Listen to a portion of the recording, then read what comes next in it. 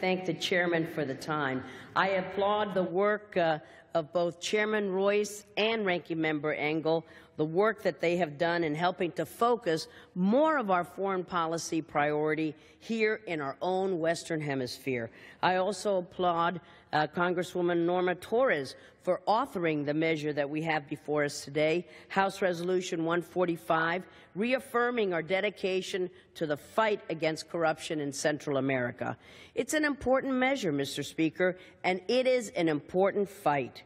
For years, I have been a strong advocate for this fight because where corruption is allowed to spread, drug trafficking and crime inevitably thrive.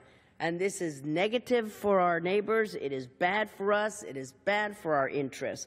That's why it is vital that we make battling corruption in the region more of a priority of our foreign policy.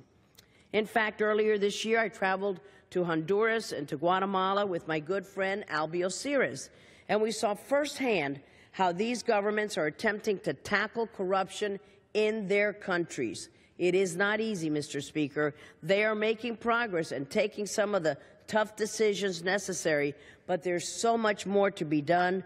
There's so much more that they need to do, but they need the help from the United States. That's what we heard when we hosted the Attorneys General from the Northern Triangle countries here in Washington, D.C., just last month to discuss what they are doing to fighting corruption and what assistance they might need from us. That is why this resolution before us is so important and it is so timely.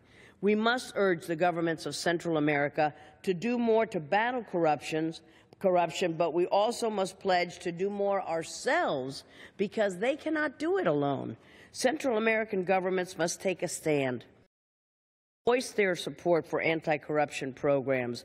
They must respect and defend the authority of the judicial branch, and they must make it a priority. Not easy for them to do. Some of these governments have shown a willingness to take these steps, but sadly, Mr. Speaker, not all of them have. While we urge willing partners to take the steps necessary to fight corruption, we must be willing to do more for those unwilling. That is why I have reintroduced my NICA Act, which aims at tightening the economic screws on the Ortega regime until we see some drastic reforms, including efforts to end corruption.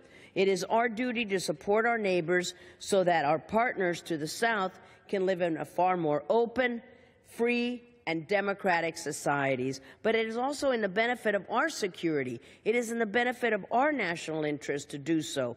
That is why I urge my colleagues to support House Resolution 145. I also urge my colleagues to support my NICA Act and to take a more engaged role in our foreign policy interests in our own Western Hemisphere. Thank you, Mr. Speaker, for the time. Mr. Chairman.